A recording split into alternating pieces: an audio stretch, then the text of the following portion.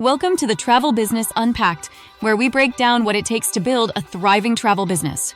Here's your host, co-founder of Gifted Travel Network and best-selling author, Meredith Calloway.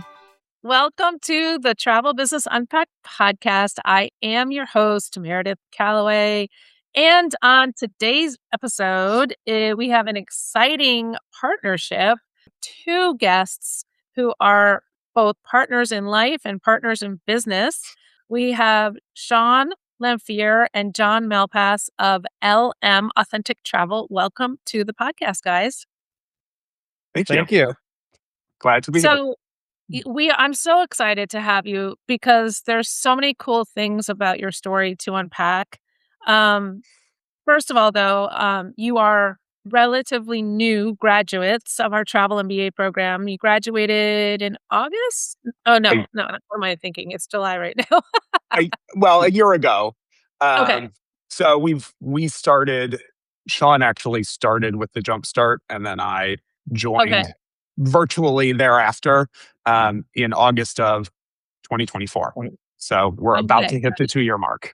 You're about to hit the 2-year mark. And I just had a quick little look at your numbers, and I think you have so much to be proud of. So much to be proud of. I think it's safe to say that you guys are, you're rolling 12 months. You are 7-figure producers, 6-figure earners in your business.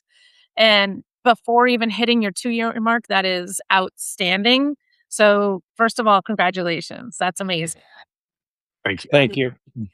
So let me ask about, if you go to your website, you're very, very upfront about the fact that you were both, left the corporate world to do this together. So, and I remember talking to you that, planning travel is really, woven into who you are for both of you. And so you're the friends that everyone's like, oh, where are they going next? And we want to do that trip too. So I know that there's a lot of people out there where they think, I am the person people come to when they want to think about doing travel. Maybe I should professionalize this. Maybe I should. But is there a future? Is this even a business possibility? So tell us a little bit about where you were before and then why you took this leap of faith. Want me to go, Jon? Sure. Okay. I'll go first. I have the longer career, I guess. I'm a little bit older, so I've had a little bit more time in corporate America. So I thought a lot about, where we were with our prior careers. I fell into a career that I loved. It wasn't something I planned. I kind of fell into it and then let it grow over time and got to a point where I needed a change. Was it a different company? Was it something completely different? Was it something different internally and kind of came on, I want to do something that I love. I've always loved travel. Thought about doing this career many, many years ago. And many, many years ago, there was no money in it. That's what everybody said. Yes, that's very true. Like late 80s. Long time ago. And decided that, I needed to do something different. Jon, I'll let you kind of give your backstory to kind of how we came together with making the change together. Sure. So I most recently was with a software company that I helped co-found in 2013, 13 or so years ago. And that company was sold. And I, from that, was looking to do something different as well. Yeah. And you're just in a timing for that. To kind of do what you wanted to do. Yes, by the way, we were fortunate to be able to do that. We are a customer of that software company. Yes, it was funny. I never really knew much about, Gifted. And then all of a sudden one day I see on the list of new customers, oh, Gifted Travel. Let me see what that is. So it was just definitely coincidental. But the transition from that company gave us the opportunity together to look at doing something new. And whether that was going to be one of us going into this career and one of us going a different route, or both of us choosing to go this way, we could have that discussion and the flexibility to be able to make that happen, which is what allowed us to get started 2 years ago. So I have something like a little icebreaker that's kind of fun. Let's talk about the name of the business? Because I always think it's so fun to think about naming the business. And so I'm guessing that LM is for your two last names, Yes, Lamphear, Malpass. Okay. correct. So how did you come up with that? It, we went through, one of the great parts, obviously, of the travel MBA program is the branding and the support to build a business behind it, and the exercise of sitting down with you and telling our story and who we are.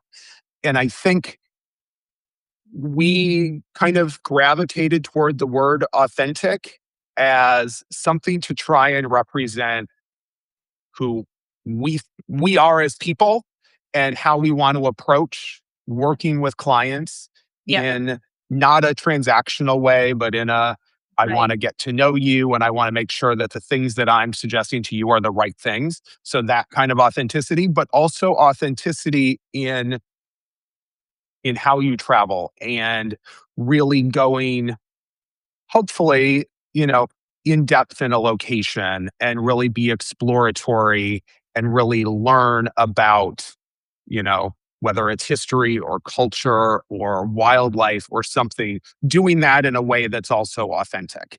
And so it kind of fit both sides of it, us and working with people, but how we want people to travel Yeah. and, get beyond a surface level and really, learn and understand. Because that's one of the great things about travel. It's, yes, it can be, you just go relax somewhere, but you can also, really, really learn and experience from it. So was there an argument or a discussion of which letter came first? I I no, other than just alphabetic. Oh, I saw that and I'm like, Alphabetical, yeah. well, oh, the alphabet, so it's kind of Alphabet, rolls off the age, I'm tongue. older, I don't know. It just kind of worked. I mean, we thought about could we do S and J, LM? I don't know. It just seemed, Yeah. Yeah, seemed to I work. like LM because it rolls off the tongue because of how many times we've always had to recite the alphabet. So, Yes, um, I it's think it's funny. great. Go ahead. Our website is lmatravel.com. We don't expect people to be able to spell authentic on the fly when they're typing it in, typing in the URL. So it's lmatravel.com. Yeah. Yeah, I think it was a good call because it's easier to type that in. It's easier when you're telling people your email address. Yeah. It's nicer to have that shorter URL.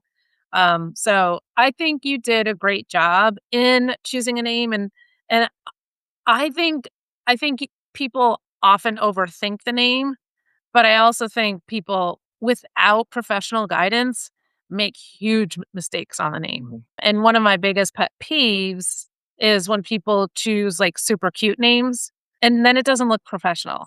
You want to be clear, not cute. And I don't know, luxury and cute, they kind of contradict each other in my opinion. Don't disagree. Agree 100%. So how did you start with how did you get momentum going with clients? I think I know the answer to this, but I could be wrong. So how did you get the ball rolling? I think, one, we had a good network of friends and Yeah. family and a lot of people start in that arena, and they have friends and family that got pulled in initially. And then from there, like most people in this business, referrals, heavy referrals. Not Yeah. John, I don't think we've had one cold come in. Yeah. It's all been referrals. So, It's I all been think leveraging referrals. our network. Yeah. Go ahead. But And we've gotten some great clients too through referrals from, not just friends and family, from other people in the industry who we've met. And I think that's a valuable tip to really make sure that you're putting yourself out there and meeting people, whether it's other advisors. We've gotten referrals from other advisors who didn't have the bandwidth and said, "Hey, are right. you interested in this?" And now those clients are coming back and they're referring more people. So it's like, you give me one referral and I'm going to use it to build some momentum. we've got referrals from other people in the industry who we've met at events who have said, oh, you might be a great fit for this person I know, this friend, this family member. So I'm going to introduce you to that person. So it's that's where the momentum has come from, really, after we started with a little bit of the friends and family kind of Love network. I love I it. think that the part that we struggle with is we're not that active in the community, and that's where you build a good client base. We're starting to. We got an event after this we're going to, but it's showing up at those events. One of them was a business partner of ours that knew somebody. This event we're going to tonight started out of just going to a random Christmas party that turned into 2 large clients and going to an event tonight with 40 other people, John. So it yeah, my advice is putting yourself out there, what John said, and going to the event you really don't want to go to. Yes. Because you I don't know what will come love out of it. that. I love that. It is such an important philosophy. And Stephen Pressfield, who wrote a book called The War of Art, he talks about the resistance as a writer, right? Like his audience is writers or wannabe writers who can't get the book written. And one of the things he says is the activity that is most important to the evolution of one's soul, one will resist the most. I totally agree. Including doing this podcast, maybe. No.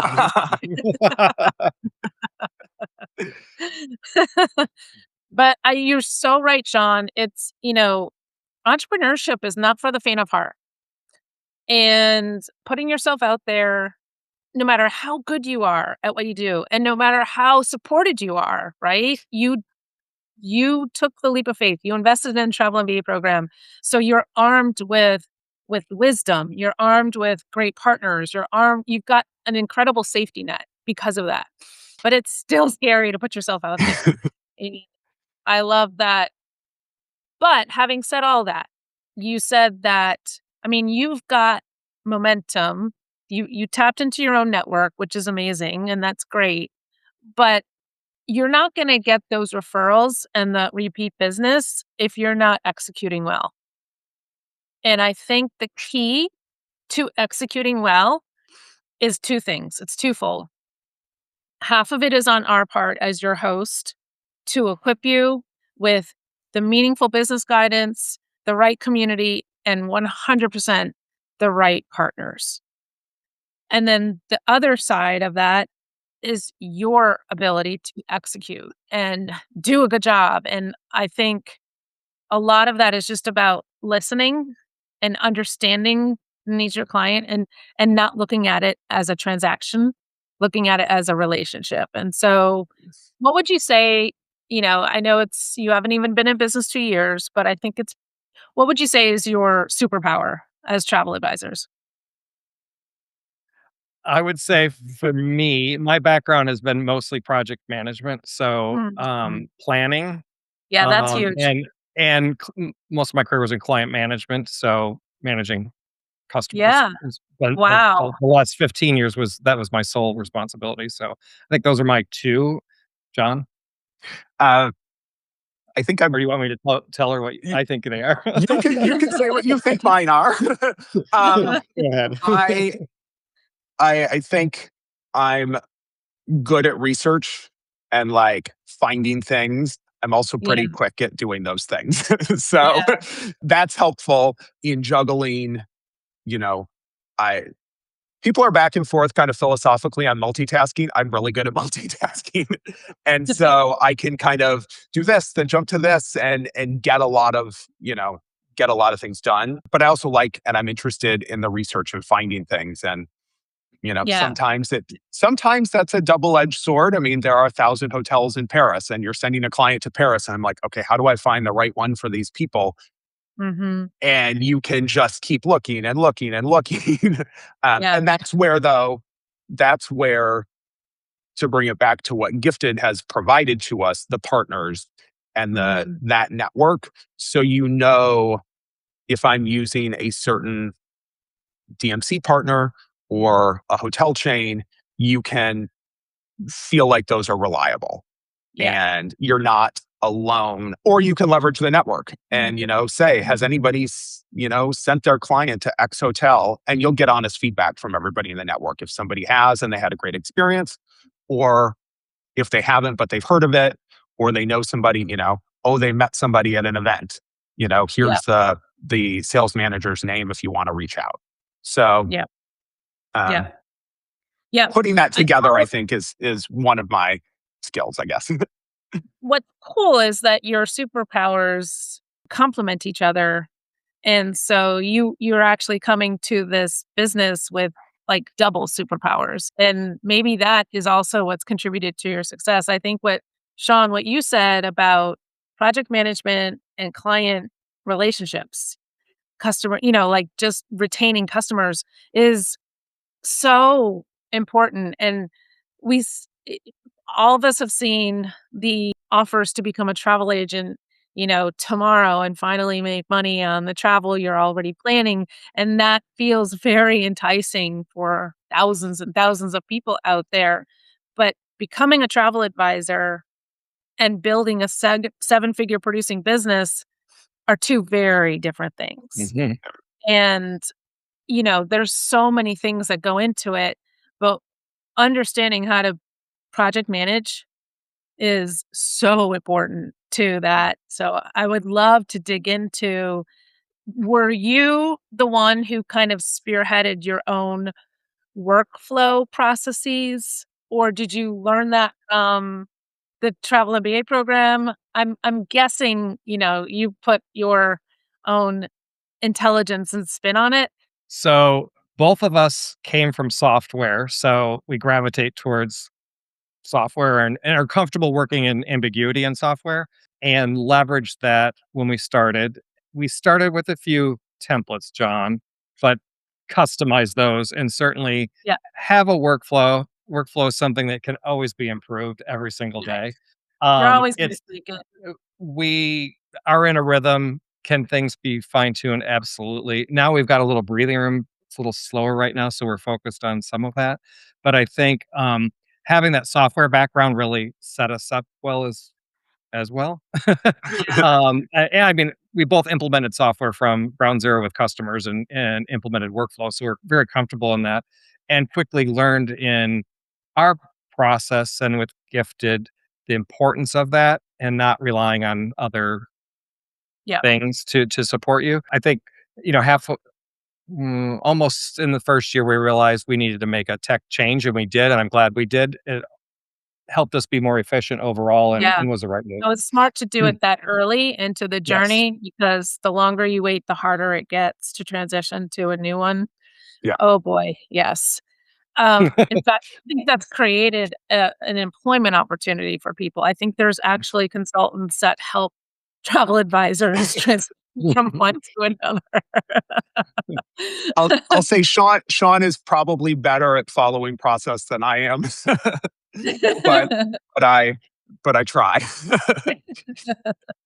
Or he reminds me and he assigns me tasks sometimes.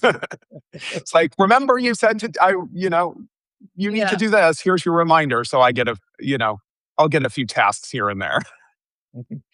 Out of curiosity, have you guys dipped your toe into groups, or maybe dived into the deep end of groups? Go ahead. Do you want me to go? Not formally. We actually are leaving on a trip next week, where it's a group of 6 of us. We're 2 of the 6. Okay. So that's kind of a group of friends. It's a Yeah. trip for a friend's 50th birthday. We did a trip earlier this year with some family. So we've been kind of leading some of those types of things, kind of family and friends type of groups. We haven't gone formally into the group Yeah. space, but that is somewhere that I think we're looking to hopefully, make some momentum in Yeah. that space.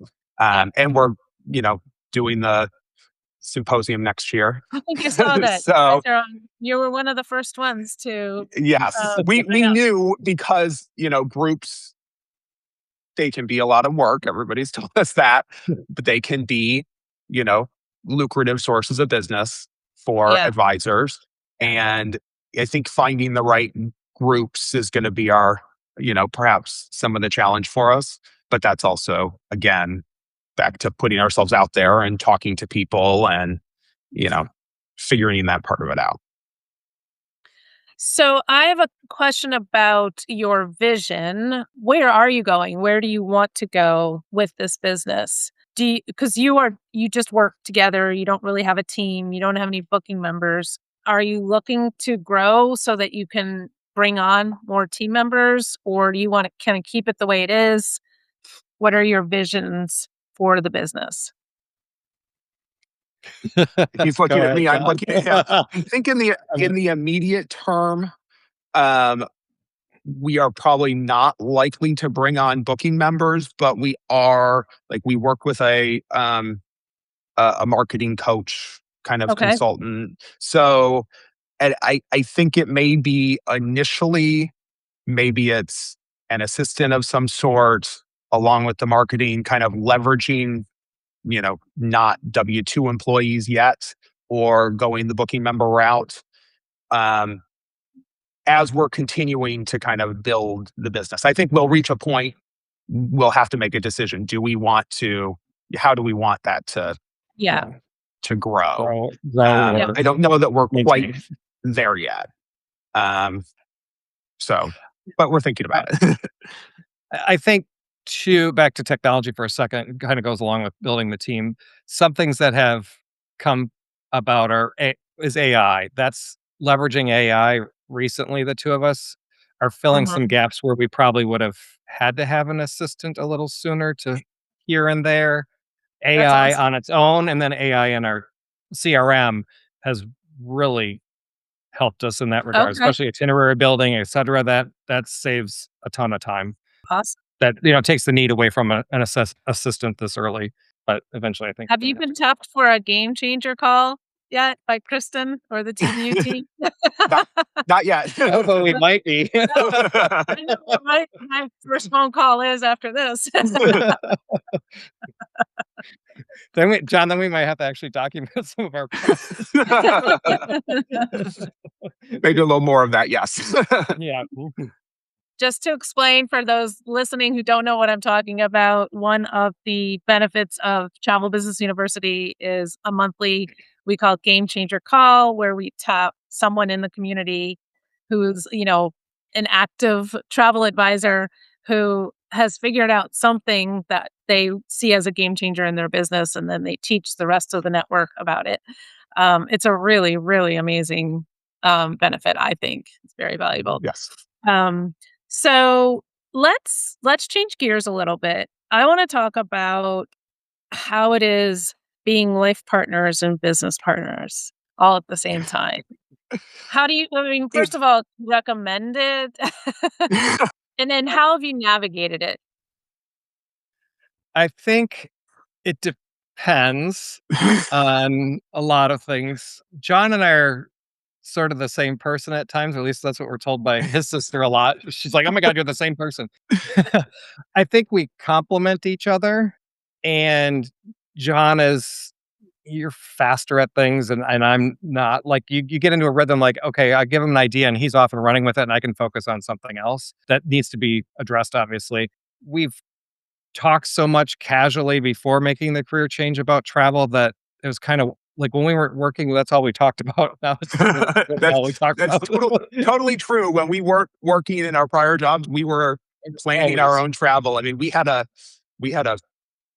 at one point we had like a 5-year travel schedule. COVID kind of threw that off, but it was like we like would sit down and like spin the globe and be like, okay, 2 years from now we're going to take a trip here, and how are we going to make that happen? So Yeah. we were already together doing that type of thing. That's really cool. That's really cool. I love that. I'll say, it's helpful for us in this business having somebody else, not feeling Mhm. like you're the only one doing it. I think it would be very hard, and I have a lot of respect for the folks we know in the community who are truly solopreneurs, because they're doing every part of it themselves. We have the ability with two of us to divide and conquer on things, whether it's, you know, writing blog posts and, recording social media videos or doing finance stuff. Finance. We can each kind of take those things on, and we're not trying to do all of that ourselves and run a business all by ourselves and actually do the work of travel. But because we're both so passionate about travel, it's helpful that we can, I'll say that downfall is not the right word. We'll be talking on a Saturday morning over coffee about somebody's trip and what about this? And, let's talk about some location. So it is kind of consuming to our life. Maybe some people wouldn't love that, with their spouse, to both be focused on the same thing. Yeah. For us, it works.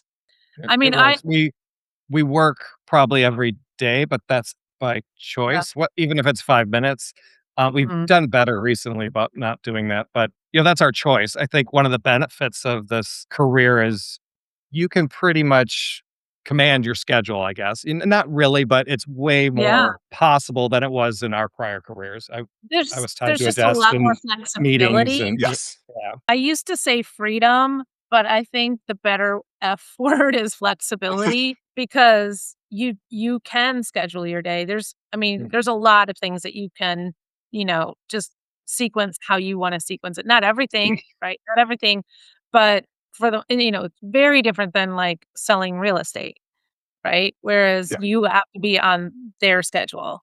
And a lot of times you have to be at open houses over the weekend or showing Yeah. homes the weekends or in the evenings, which is not necessarily desirable. There's so much more flexibility in selling luxury travel. The flexibility is definitely key for us, both Mhm. in terms of being able to travel ourselves. That is, can be a little bit of a challenge, because if one of us is going somewhere, we're actually both going somewhere. Yeah. Because we're traveling together. And so kind of fitting in the work when we're traveling, because we can't, we can't shut down for 2 weeks, or rely on a business partner who's not going with you.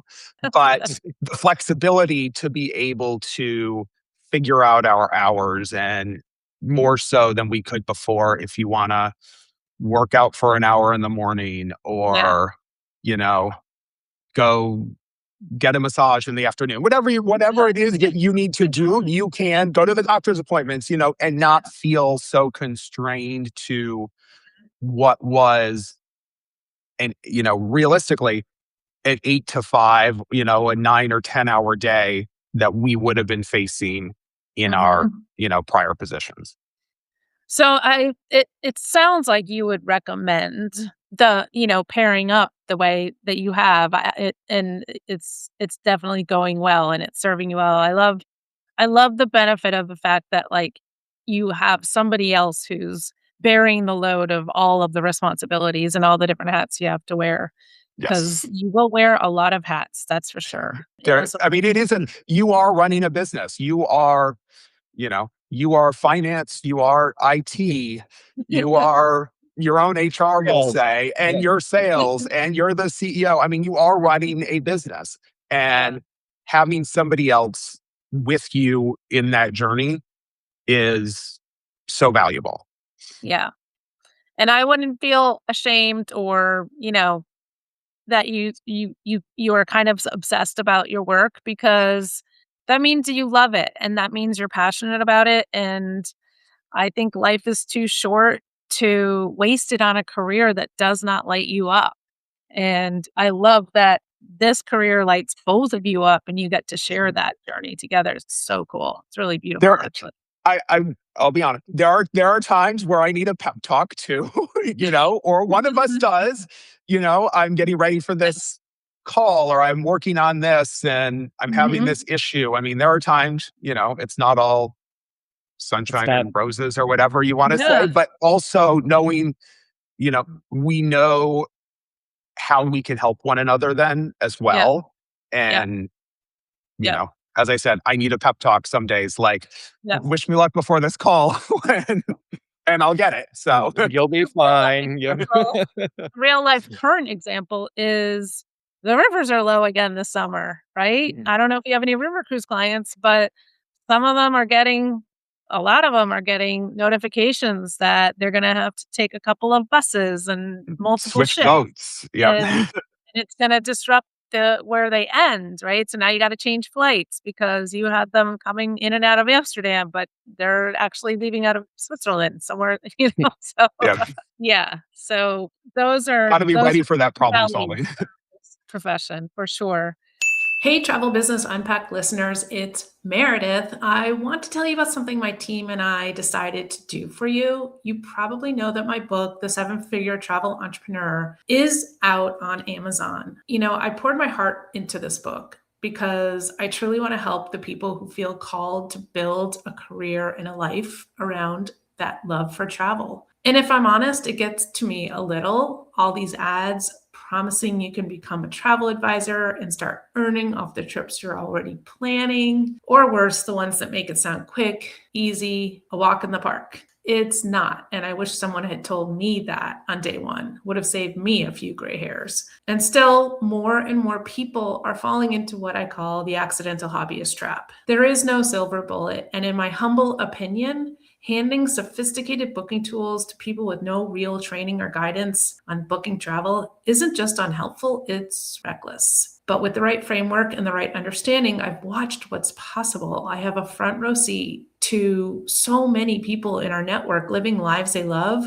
because they found real sustainable success. Since February, we've been running ads offering the first chapter of the book for free. And when my team and I talked about freshening things up, we considered swapping it for chapter 6, which is the deep dive into the far from average action plan. It's all about the how. It's what everyone seems to want. But if you ask me which chapter I'd want you to read, if you could only read one, it would be chapter 7. Chapter 7 is about cultivating the emotional fitness you need to actually follow through on everything else in the book. A strategy is only good as your ability to execute it. And execution has less to do with the plan and more to do with the emotional state that you're in when you take the action. And here's what I love about chapter 7. It won't just help your business. It will touch every part of your life in the most positive way. Most of us were never equipped to notice when we're making decisions from fear instead of trust, or how to intentionally shift into a better state before we act. We can't control what other people do or say or think. The only thing we can control is what we think. And what we think shapes our emotional state, which shapes what shows up for us. When you start proving to yourself that something different, something better is available to you and you have control over that, it liberates you. I'm so proud of this chapter, proud enough that we want to put it in your hands for free. So if this resonates, you'll know you're ready for the rest of the book. So if you want to get your free copy of chapter 7, use the link in the description and find the full book on Amazon. What has surprised you about being a travel advisor Uh, or as a business? Surprise. I'll say one, John, and then you could say one. I could probably name maybe 3 or 4, but one is, I think, technology, the various systems that we have to Yeah, access to secure things, whether yeah, that's, a particular hotel or payment yeah, or managing the customer. It's very decentralized. That was a challenge early on, I think. Now it kind of get into it and you're like, oh yeah, I got to log in, whatever, you move on. But that was an eye yeah, opener, I think, at the beginning. yeah. It is a very frustrating aspect of this career. And if there's anybody listening that, has that kind of, I don't know, has a connection, or, I mean, I know there's lots of technology companies that are working on solutions, but it's a I complicated beast. I will say this though too, along with the technology, a positive was what Gifted brought to the table for the Mhm. partnership, and that is, modernizing the back office things. I think that helped tremendously. Before coming into this industry, we read about certain technology that were Yeah, antiquated. we didn't experience that. We're like, well, where is it? Where is it? It's not here, Yeah. which is a great thing. Made it so much. That part's easy. It's, you're dealing with how many different vendors, partners in the world. Yeah. Of course, you're going to have varying technologies. So Yeah. I'll Yeah. let you go. All right, I'll Jon. What has I'll surprised you? say it. I should have known this, but I think I didn't think about it this way. It is, you are a salesperson, and was not naturally a salesperson. I think my selling has always, in my prior careers, has always come from being good at providing the service and letting that be the thing that sells itself. Right. And that's still true here, but there is a little bit more of, we're selling ourselves to clients, to have people want to work with us, to plan their trips, and whether those are 10,000, 100,000 plus types of trips, we have to sell ourselves. But then we're also selling the trip to somebody. The how did, why did we put this together the way that we did? And you're doing these things and you're going from here to here. And that's relaying the fact that we've had a consultation and we learned about you and what you like to do. And hopefully the trip hits the mark. But we are also selling the property we selected for you and the experience we selected for you. And so it's maybe more overt in sales than perhaps I had considered before. Yeah. But it doesn't That's have to be. But I'm also, it's not high pressure sale. I mean, there's yeah. pressure on, we put the pressure on ourselves, but I'm not, Yeah. I don't want to pressure a client into booking something that I don't think they're going to be happy with, because that doesn't do them a service. It does everybody a disservice, and it certainly won't create repeat business and referrals. Right. Yeah. I think sometimes I think the hardest part on the sales side is often the sticker shock people get because they just don't know, and since the pandemic, you know, travel has bounced back by leaps and bounds, but so have ADRs, average daily rates at hotels, and Yes. like four-figure hotel rates are like just it's grown so much, and so it's just getting your customer or your client comfortable with, "You want me to spend $2,500 a night? Can we Somebody, not do a $500 a night hotel?" Like, it is What's what it interesting, is. somebody in the process also told us that we're not, I don't remember exactly, and it may have been you or somebody else in the, in the educational process, you're not, as the advisor, spending your own money. Yes, yes, don't spend out of your pocket. You're not spending out of your own pocket. And that, you know, maybe I wouldn't, there are things I wouldn't choose for myself on either Yeah, end of the spectrum, perhaps. But if it's the right thing for the client, yeah, making them comfortable with the investment that they're putting into it and why, that yeah, it's the right location, it's the right room, these are the things you were looking for, it's the timing, certainly as well, that makes a huge difference in things like mhm, rates and educating people on what travel cost, not even just what travel costs, but what good travel costs, because there's a right, difference there too. yeah, And I think, Meredith, with the program, we learned many things, and without the program, we wouldn't be where we are. That's for sure. But one of the things, one little tidbit along the way, was kind of coaching your client from the start. Okay, so we're talking X per person per day, and planting that right, seed early on. That's probably a minimum. Try to yeah, stay in that range, but it can be more than that, y depending on seasonality, etc. So mhm, they yeah, making them aware before you get too far down the path of yeah. a journey, that's critical. I had brought up the sticker shock of, I mean, because 'cause I've even experienced it with my own in-laws and my own husband, right? There's just a mentality. People bring very different blueprints with them and financial blueprints too, and whether they have it or they have it to spend, it's just, "I can't spend that much on this."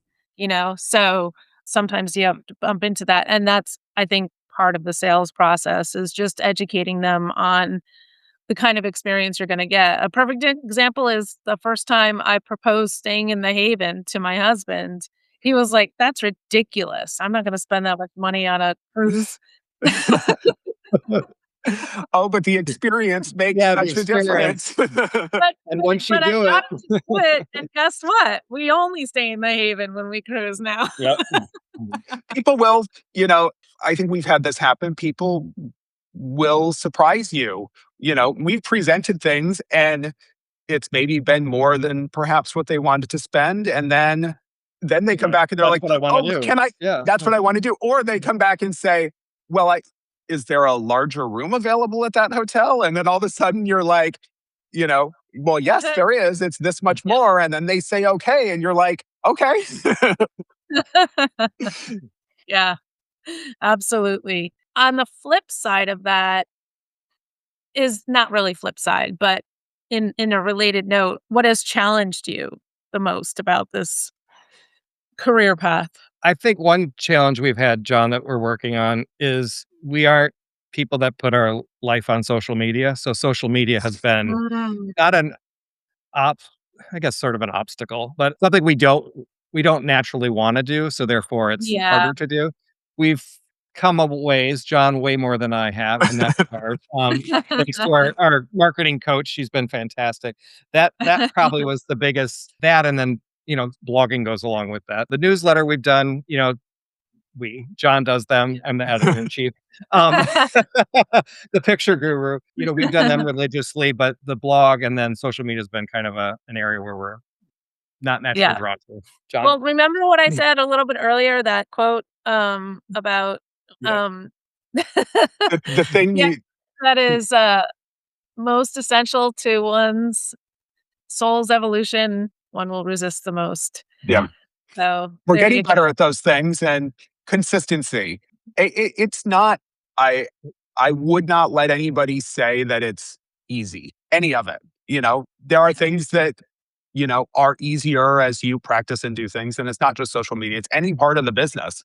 There will be difficult conversations with clients and Yes. challenges with, flights get canceled and you're on, they're calling you and you're, trying to make things happen and fix things and hopefully they'll have a satisfactory outcome. But you can't always make everything perfect. And getting people to hopefully recognize that as well. But being there to do the support and help them understand, yes, it's not great that your flight got canceled and we have to do these other things, but this is how the world works. I think another thing too, John, for both of us that was I don't know if it's an obstacle, I don't know what you wanna call it, but we had both been in our careers. I was at the same organization for almost 25 years. So Wow.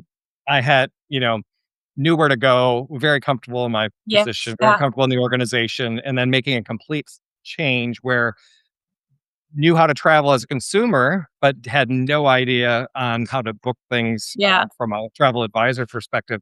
That was a little more uncomfortable than expected, having just the knowledge in your Yeah. brain at all times. And now you have to research things a lot more. It's gotten Mhm. better over 2 years. Yeah.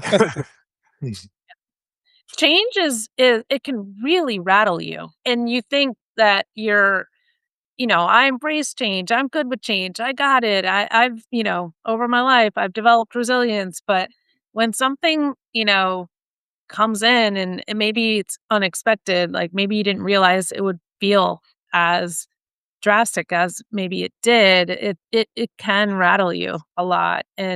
But what's good about that is it brings to the surface a lot of stuff that has been hiding underneath the surface. And it's an opportunity to kind of change the mindset. So I love that. Hi, Travel Business Unpacked listeners. The travel industry has a problem that few people are talking about. There's a massive business education gap, and it's why so many advisors fall into the accidental hobbyist trap. At Gifted Travel Network, offering meaningful business education and guidance has been at the heart of what we do since day one. Travel Business University is how we're solving for it. And whether you're brand new to the industry, in building and growth mode, or already running a 7-figure business, TBU has a program and a community designed for exactly where you are. Visit giftedtravelnetwork.com or check out the link in the description to learn more and apply. So we are actually almost done with time. So Okay. this my favorite part of the podcast is where I get to ask you about, one of your favorite moments over the last 2 years as you've progressed in this profession. Do you want to tell? And you guys, you have your pinch me moment. Oh my God, I can't believe I get to do this for a living. I can't believe this is my life. So I think we both have an answer, but we did not discuss this to know whether we were going to give the I same like one. this. So I doubt we do. Hopefully we don't have the same one. Yeah. I We know, don't have the right? same answer. Shawn, do you want to go first? You want me to? I'll let you go first. Okay. So as I thought about this, and I'll try and make this concise because I could ramble. We went to Virtuoso Travel Week last year. I was fortunate based on some bookings that I had made. I was invited to a lunch with a major luxury, brand. And You everybody who attend, okay, Yeah. but yeah, it was Mandarin Oriental. Nice. Every advisor who was invited to the lunch ended up receiving a certificate for 2 free nights at one of their properties. Oh my And actually, gosh. the property was pre-designated for you based on you grabbed an envelope that Yeah. was at your seat, and it was, you've got the Mandarin in Hong Kong, or you have the Mandarin wherever. Mine was in London. And Oh, it worked out that my niece was studying abroad in London this past spring. So we could time it using the certificate and going to London to see her for Easter. But kind of the pinch me moment from it was that we met with the sales manager when we arrived at the property, and we had met her before previously in Nashville. So she's giving us a tour, and then she's like, we'll finish the tour at your room. And I'm expecting just a standard, superior room. We're in a suite that's larger than the first apartment that I lived in New York 25 years ago. I mean, it was, oh my. a huge living room, beautiful bathroom, bedroom, like a full proper suite, Hyde Park views. Like, it was Wow. way more than I ever would have, expected. Wow. When they had the bottle of champagne, Oh, I love that. it was, unexpected when that Yeah. part, it was unexpected to receive you know, the complimentary nights in the first place, but Yeah. then to be able to use it for something that was meaningful for us, and then have it be a Such a room that I never would have, been able Yeah. to, I probably wouldn't have paid for myself, obviously. What is so cool about that is it's so smart on Mandarin Oriental's part because you're going to be so much more loyal to that brand because of that. Yes. It's so smart. It's so, so smart because they wowed you, which is their way of saying we can wow your clients. We can wow your clients. Yeah, Yes, for sure. absolutely. All right, Shawn, your turn. So it's hard to pick one. I'll just comment. John's Virtuoso was spectacular. That was a pinch me moment. Yes, that's not what I had in mind, but just to second that. I think there are a couple of things that are kind of intertwined is just daily the autonomy we have in our lives to do what we need to do for our clients, and then personally, Yeah. way more time for ourselves. Health, we work out way more than we did before. And the big pinch me moment, I think, is that this industry is super helpful. The competitiveness isn't there. I mean, there is amongst yourself, you always have a little bit of competitiveness Sure. in you, but not like with other advisors. Everybody's helpful, whether they're in GTN or not. The events we go to, everybody is extremely non-competitive. That it was different for me from the prior career I had. So that was a pinch me that it just collaboration. Everybody's willing to collaborate, help you, drop everything, and just help you out. So I love that you shared that because I think now that I've been in this industry for so long, I forget how cutthroat other industries can be, especially that are, sales oriented. We are selling as advisors. Your number one job is to sell travel. And it used to be much more cutthroat back in the day. when we had those horrible antiquated systems too.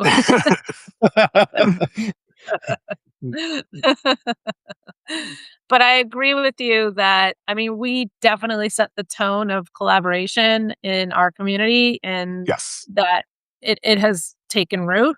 But I agree with you. It's not just within our community that, when you go to Travel Week and you meet other advisors, everyone's very friendly and very open and willing to get to know each other. And I think part of it is because the demand for travel is growing at such a fast pace that we don't have enough luxury advisors to even satisfy that demand. So I think it's great. Well, and not everybody, but fair number of people we interact with all started where we started, and Mm, needed the help. So everybody, can reflect, hey, this person needs a little help. I know early on, yeah. one of the cohorts that came through afterwards, I was on a call. I was like, oh, that person needs a little help. Let me reach out to her separately Aw, outside of the call and just say, hey, do you need help? You can call me at any time. She was so thankful aw, for that. And you kind of get back what you get from those yeah, others that you're working with along the way. From all the relationships that you develop, with other advisors, with suppliers, with, the whole community. yeah, absolutely. Well, this has been awesome. Thank you so much. I know it was a little uncomfortable for both of you, but you did an amazing job. I think you've inspired. I love that, there's mostly females in this industry. So you get to represent the other gender, that Yep. men can do this too. But also the partnership, right? Like, I think a lot of people consider going into business with their life partner and they worry, I hope this doesn't bring a strain to the relationship that we didn't have, Yeah. or are we creating something for ourselves that we don't need to have. So I think there's just a lot for people to get out of your success stories. So thank you so much for being willing to share it. Our pleasure. Thank Thanks you. for having us. All right, everybody listening, we will see you on the next one. Thank you for listening. Bye.